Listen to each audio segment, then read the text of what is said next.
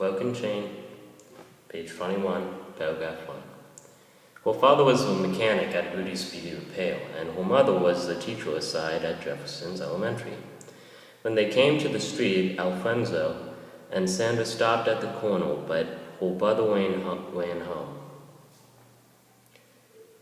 Alfonso watched him stop in front of the front yard to talk to a lady he guessed was their mother. She was raking leaves into a pile. "I live over there," she said, pointing. Alfonso looked over her shoulder for a long time, trying to muster enough nerve to ask her if she'd like to go bike riding tomorrow. Shyly, he asked, "Do you want to go bike riding?" "Maybe." She played with a ponytail and crossed one leg in front of the other, "but my bike has a flat." "I can get my brother's bike. He won't mind." She thought a moment before she said, "Okay. But not tomorrow. I have to go to my aunt's." "How about after school on Monday?" "I have to take care of my brother until my mom comes home from work." "How about 4:30? "Okay." He said 4:30 instead of parting immediately. They talked for a while, asking questions like, "Who's your favorite group? Have you ever been to the Big Dipper at Santa Cruz? Have you ever tasted pot stickers?" But the question and answer period ended when Sandra's mother called her home. Alfonso took as fast as he could off on his bike, jumped the curb, and cool as he could be, raced away with his hands stuffed in his pockets. But when he looked back over his shoulder, the wind raking through his bush, Sandra wasn't even looking. She was already on her lawn, heading for the porch. That night he took a bath, pampered his hair into place, and did more than the usual set of exercises. In bed, in between the push and rest on easing his teeth, he pestered his brother to let him borrow his bike.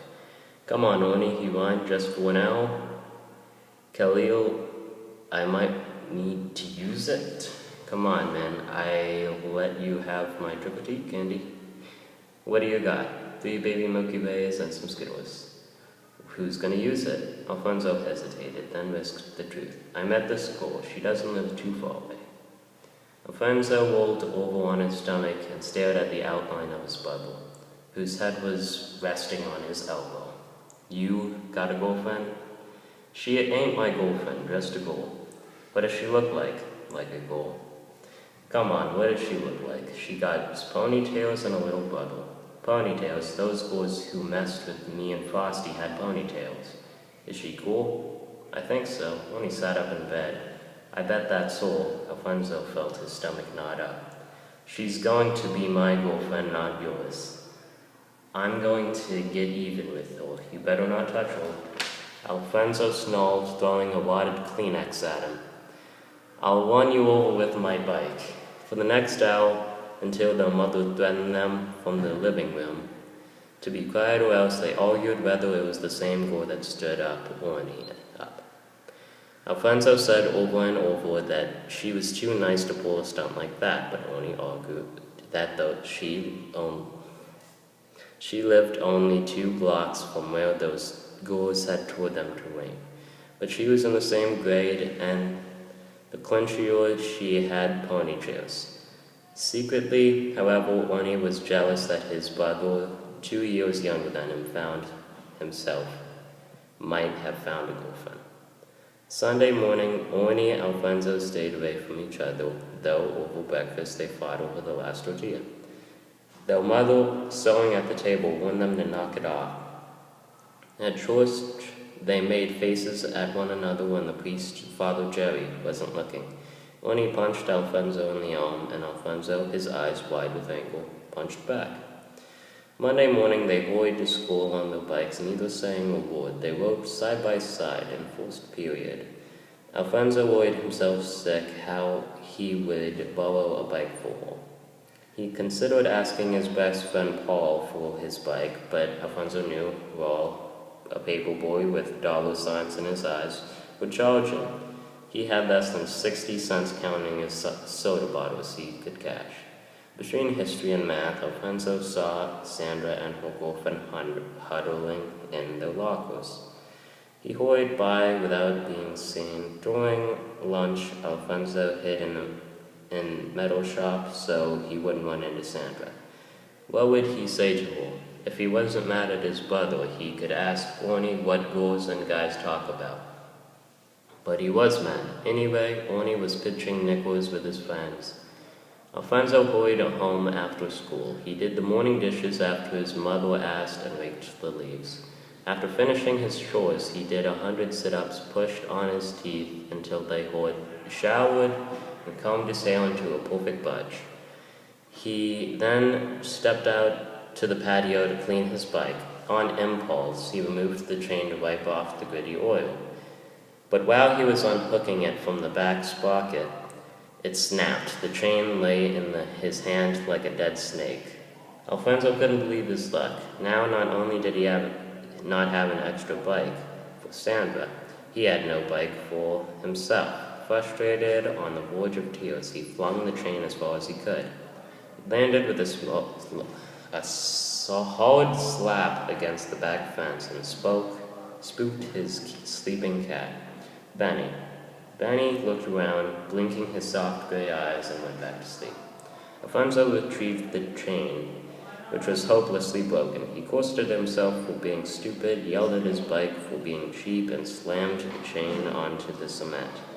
The chain snapped in another place and hit him when it popped up, slicing his hand like a snake's vein. "Ow," he cried, his mouth immediately going to his hand to suck on the wound. After a dab of iodine, which only made his cut hurt more, and with a lot of thought, he went to the bedroom to plead with Orny, who was changing to his after-school clothes. "Come on, man, let me use it," Alfonso pleaded. "Please, Orny, I'll do anything." Although Orny could see Alfonso's desperation, he had plans with his friends, Raimundo. They were going to catch frogs at the Mayfield Canal. He felt sorry for his brother and gave him a stick of gum to make him feel better, but there was nothing he could do. The canal was 3 miles away, and the frogs were raining. Alfonso took the stick of gum, placed it in a short pocket, and left the bedroom with his head down. He went outside, slamming the screen door behind him, and sat in the alley behind his house. A sparrow landed in the weeds, and when it tried to come close, Alfonso screamed for it to scram. The sparrow responded with a squeaky chirp and flew away. At 4, he decided to get over with it and started walking to Sandra's house, trudging slowly, as if he were waist deep in water. Shame colored his face. How could he disappoint his first date? She would probably laugh. She might even call him a menso. He stopped at the corner where they were supposed to meet and watched her house. But there was no one outside, only a rake leaning against the steps. Why did he have to shake the chain off? He scolded himself. He always messed things up when he tried to take them apart, like the time he tried to repad his baseball mitt. He had unlaced the mitt and filled the pocket with cotton balls, but when he tried to put it back together, he'd forgotten how it had laced up. Everything became tangled like a kite string, and when he showed the mess to his mother, who was at the stove cooking dinner, she scolded him, but put it back together and didn't tell his father what a dumb thing he had done. Now he had to face Sandra and say, "I broke my bike, and my stingy brother took off on his." He waited at the corner a few minutes, hiding behind a hedge for what seemed forever. Just as he was starting to think about going home, he heard footsteps and knew it was too late. His hands, moist from more, he hung at his sides, and a thread of sweat raced down his armpit. He peeked through the ledge